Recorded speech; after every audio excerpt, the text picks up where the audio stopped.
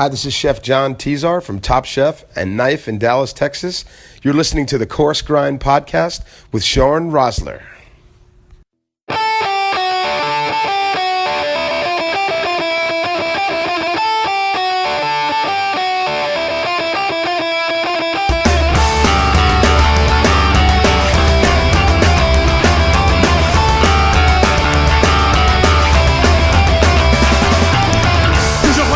Ladies and gentlemen, welcome back to the Coarse Grind Podcast. With you as always, host, creator, Shawn Rosler. How's everyone doing this evening? Well, folks, this is 60. In the show's nearly 4-year history, whenever I have a milestone guest, I'm honored. That a guest of such a degree of success, celebrity, or a combination of both could find time to do our show, it's quite simply flattering. Tonight's guest is not only no different, but is by far and away one of the most recognizable faces, names, and skill sets in food today, and someone I'd like to consider one of the, if not the, most notable forces in fusion cuisine today.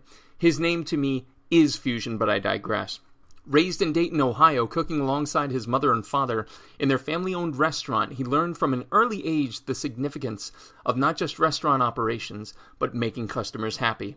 He would earn his degree in mechanical engineering at Yale University, but would also spend his summers at Le Cordon Bleu, moving on to apprenticing at area restaurants in Paris. Tonight's guest moved to Paris and trained under renowned pastry chef Pierre Herm, and then on to Osaka with sushi master Kobayashi. Upon returning, he'd gain a master's degree in hotel administration and hospitality marketing, and that's just for starters. Blue Ginger, Blue Dragon, East Meets West, and a certain show that bears his name, but I wouldn't want to give that away just yet, now would I? The man embodies the perfect storm of skill, knowledge, and artistic influence. Add to that all of his humanitarian endeavors, including Family Reach, a nonprofit whose mission is to provide financial relief and support to families fighting cancer, and FAIR, Food Allergy Research and Education, it's easy to see why he is so renowned, respected, and revered. So, if you happen to hear the starstruck tone in my voice this episode, kids, it'll be easy to understand once I reveal just who has been kind and generous enough to be here with me this evening. But let's be fair, though. If you haven't figured out by now, we really can't be friends anymore. So without further ado, ladies and gentlemen, and everyone in between, my guest this evening, the owner of Blue Ginger, Blue Dragon, host of Simply Ming, and the embodiment of fusion cuisine itself, Chef Ming Tsai. Chef Ming Tsai, welcome to the Coarse Grind Podcast, episode 60. How are you this evening, sir? I'm fantastic, Sean. Glad to be here. Thank you so much again for taking the time, sir. For folks new to the program, for folks existing listeners, starters, mains, afters, starters, we're going to take a look at where the chef in question came from, their background, mains, where they're at, and afters, a little bit more off-the-cuff questions, but in soon-to-be 60 episodes, hopefully no one's ever been injured by them so far. So, Chef Ming Tsai, can you tell me about where and what you grew up eating? It's probably no surprise. I'm Chinese, right? And so I grew up loving and eating a ton of Chinese food. Both of my parents are great cooks. My mom had a Chinese restaurant, right? The Mandarin Kitchen, growing up in Dayton, Ohio, where I was the chef, manager, janitor, rice cooker, dishwasher from age 14, 15, 16, 17. Sure. And so the best food my parents cooked, bar none, was Chinese food. And we would also, I was so blessed. I knew actually all four of my grandparents. But my dad's parents came and retired to Dayton, Ohio, where I was living 18 years from Taiwan, and they both were incredibly accomplished cooks. Everything, like make their own noodles. My grandfather grew his own chilies to make his own sambal, lajiao, and cucumbers and zucchinis. And Nai, which is grandma, Nai would make her own zhongzhis, which are the dim sum lotus leaf wrapped kind of sticky rice. They would make their own dumpling skins and just amazing dumplings. Friday night was my favorite night of the week. It was 5:30. We would go to grandparents and eat dinner, and we would chow.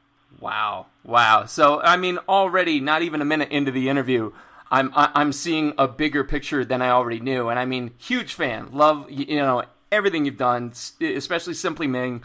And it's already all coming together. Now, thinking back to those foods and realizing that you have literally made a career, you are literally the face of fusion to me, in all honesty. So obviously you've done so much with food.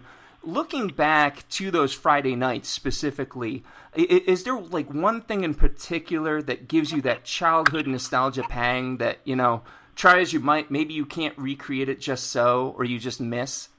Yeah, it was my grandparents when they on those Fridays when they made their dumplings from scratch, and I would literally sit down and have not only a dumpling eating contest with grandpa. I'm talking about when I'm 5 and 6 and 7, right? And I could knock down practically 20 dumplings.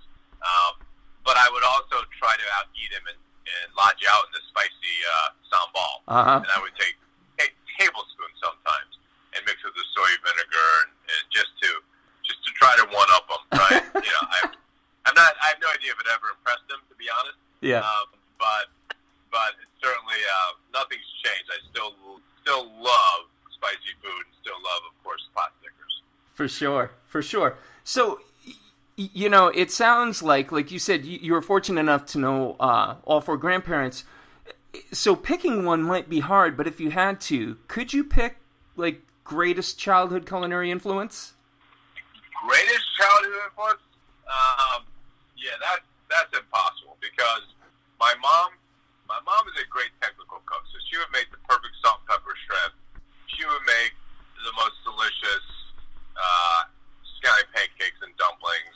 My dad was a better Iron Chef, meaning he would open the fridge door, he would see vegetables and rice and leftovers and this, and boom, 10 minutes later we have a chow mein or a fried rice on the table. Wow. So both are great influences because one, you need to follow recipes and learn classic technique and training and all that. But two, you need to be able to create on the fly. Sure. And so both of the skills I've honed on and use all the time, both to be solidified by my grandparents. Right. They could just really cook, and I probably got from them more than anything. And it's so true. I try to do with my kids. If you cook good food, your family's going to get together often. Yeah. It used to be every night for dinner, right? That was back then. It was a different time, and people were less busy, and there was no internet, and blah, blah, blah. But I say all the time, whenever I'm doing demos and stuff, the most important thing about food is bringing people together. That's beautiful. So. That's beautiful. And, God's honest truth, I've got 3 kids, and obviously that family dinner doesn't always happen, but when it does, you're right. That's almost like the social, emotional glue of the house. And it's all centered around food, so that's not bad. So when was it, amidst all this culinary brilliance that you were surrounded by, that, you realized this food thing was going to be what you did? It wasn't just a matter of cooking. It was a matter of this is what you wanted to do with your life. Now, you had a special advantage, parents in a restaurant. Was it that or was it something else? Honestly, what goes back to my first epiphany when I was 10 years old, we had we had uncle and auntie driving through. Mm-hmm. This is Dayton, Ohio. We didn't lock the doors. They rang the doorbell. No one was home but just me. And my parents were gone.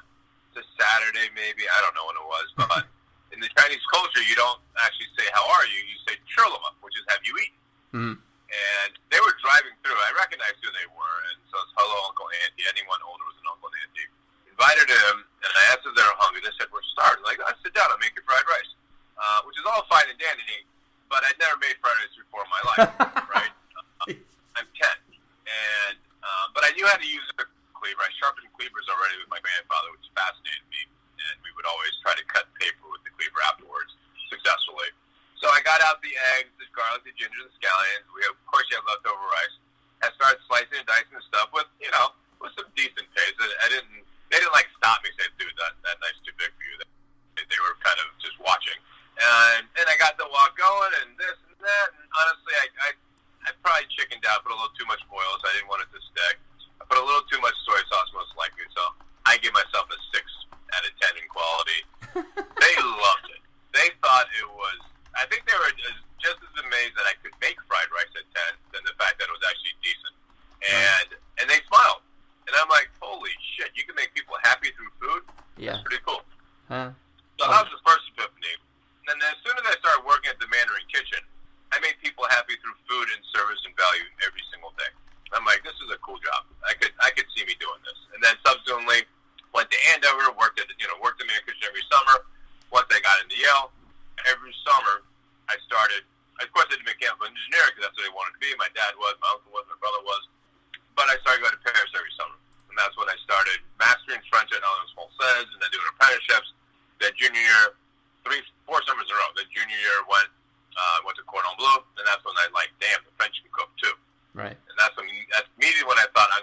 Chinese cuisine, French Chinese. That name didn't stick, which is good. And so I came back, and before senior year, I sat my parents down and says, "Look, I'm going to finish my degree because it's important to get your bachelor's, but I'm going to move to Paris and I'm going to cook." And honestly, my mom, if you've seen her on my show, huge hug, very bullying to son. That's amazing. At your young age, you already know your passion. You can only be great at something you love. I know you love to cook. Just promise you give 110% to support you all the way. I looked at my dad, and keep in mind, both my parents I was born first generation here, right? They're from Beijing. Right. They had to come over and immigrate on the boat and do the things that all immigrants had to do, and their journey was no easier or harder than all the other immigrants. The last thing they thought I would do with Andover, Yale training is become a cook. Yep. But that's like the métier that all the Chinese men did go to when they came over after the gold rush, after the railroads, because there's nothing else to do, and they couldn't speak English, so they cooked. Right. So I was kind of going ass backwards, but Mom didn't care. She said, "Oh, it was awesome." I looked at Dad, and my dad, for the record, is the foremost designer for graphite materials, composite materials in the world today. He's 87. He still works full time. Wow. We were with the right paths, and he was designing the B-1 bomber. That's why we were there. He works with every major company: Boeing, McDonnell Douglas, NASA, Ferrari, Honda, Callaway, King. He works with anything that takes graphite material. So he's an engineer. He's a genius. And he looked at me and said, "Son, you aren't going to be a very good engineer anyway. Go cook." So that sealed the deal. That certainly sealed the deal. Well done, Dad. And if he only knew what would come down the pipe. Honestly, it's come full circle because now I'm using my engineering degree, PV equals NRT.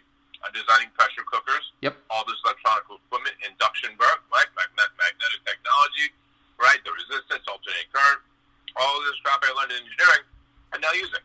So, kind of cool. It does. It all comes full circle. Absolutely. That's such a cool story. And, to have him be that blunt with you, I think that definitely probably helped you forward. Oh, absolutely. There's no hemming and hawing. No hemming and hawing. So he's like, just do it, but do it well. If right. you're gonna do it, then freaking dive in and do it. Right. No excuses. Then fast forward, and I say fast forward, I say times 4 fast forward.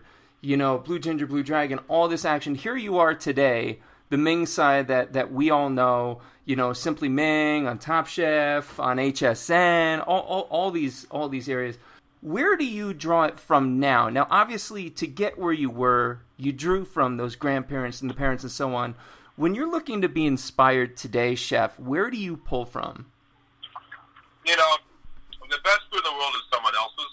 Mm-hmm. And honestly, eating. I travel a lot. I, of course, eat in really good restaurants because all my friends are great chefs.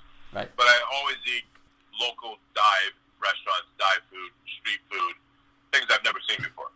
I always want to eat something I've never eaten before. Yeah. So, if you travel and can be lucky enough to get invited into someone's home, always take that invite. Absolutely. Because in those countries, if you get into people's homes, that's where the real food is. Yep. The second place is real food is street food. Yes. Because street food is what the locals eat. Mm-hmm. So, but you got to do your homework, which means take probiotics. You can't eat a Greek yogurt in Asia very easily. It's just hard to find, right? So you got to take the pills. Right. It works. I mean, I swear by it. I was in Beijing with my wife, and we both did the same stuff. She was on it. I was not. I got destroyed. She did not. So probiotics. Right. That's the best thing. So many people that travel the world, they go to Mexico, they go to this place, they won't eat the street food, and that's just such a shame. No, you can't miss that. And by the way, it's not that Mexican bacteria or Chinese bacteria or French bacteria is bad. It's different. Yep. The French, when they come to here, the Chinese, when they come to the States, they should be taking probiotics because our bacteria is different than theirs. Right. So, Right. Yeah. Man, that's all. Well, right on. And that actually ties into something you work with that I wanted to touch on briefly. FAIR, the Food Allergy Research and Education, not necessarily regarding bacteria, but can you tell me a little bit about FAIR and what you do with them? Yeah, you know what? I was actually the national spokesperson for FAN, which was the Food Allergy Anaphylaxis Network. Mm-hmm. A few years ago, they partnered up and combined, Awesome. So I work very closely with them. Funny enough, tomorrow I'm flying at 6 a.m. to New York to do a PSA called EAT, E-A-T. Mm-hmm. And it's going to have a PSA about how dangerous foods can be. And we're doing it out of a food truck. We're using live customers. Down. Where are you? Where are you based? We're actually based out of Central PA, so about a 3-hour clip up.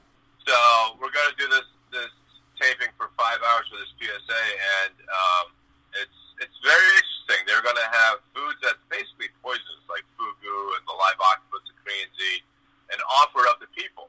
Hey, so basically, and it's me doing this, I had to deadpan this and says, you should try our fugu. It's excellent. It requires incredible skill to butcher, otherwise it can kill you. We pretty much got it down. You want some? And these berries, fantastic shake. They're delicious. They're sweet. Sometimes there's a toxic reaction to it, and your throat closes, and you start to breathe. But don't worry, just start taking smaller sips if that happens. And so stuff like that. So when is this airing? By the way, you can't hear this before.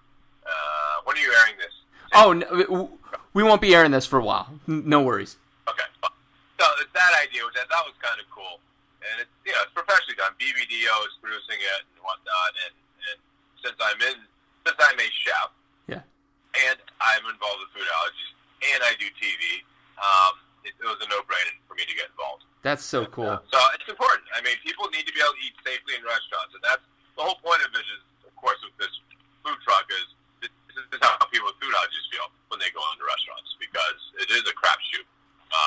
They don't know. Sometimes they don't know what's in their food, and would you eat a poisonous fish if you didn't think it was done rightly? No, you wouldn't. Of course not. So, right.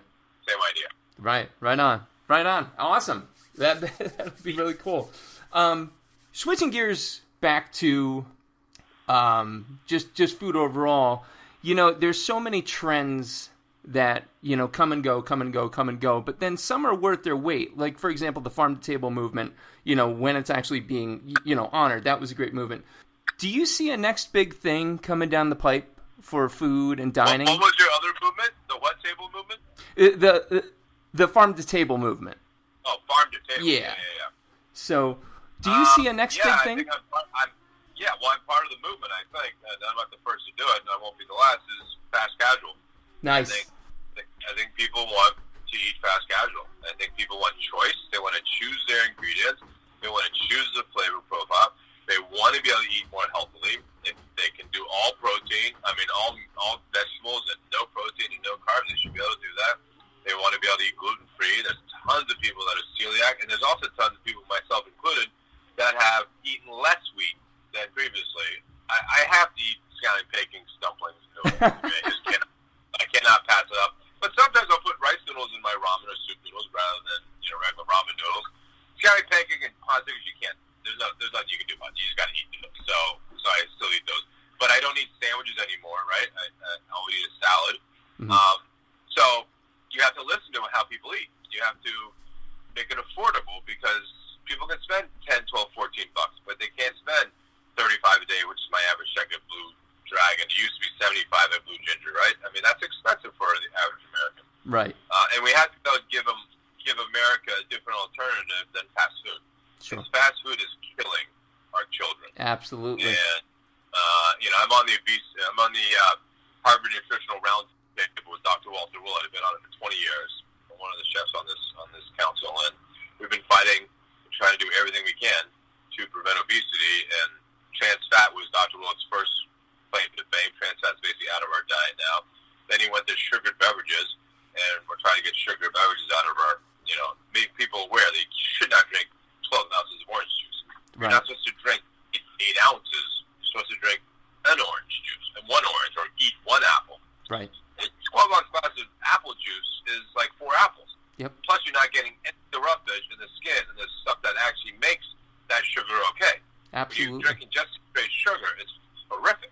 Yeah. And anyway, that combining food allergies, because, and I'm going to dive right into it, my friend, then I got to go. So my concept that launches Q1 next year in Boston is called Chowsters, spelled STIRS, for a fast casual Chinese stir-fry concept, right? So you come in, you pick 5 veg out of the 20, you pick your protein, chicken breast, chicken thigh,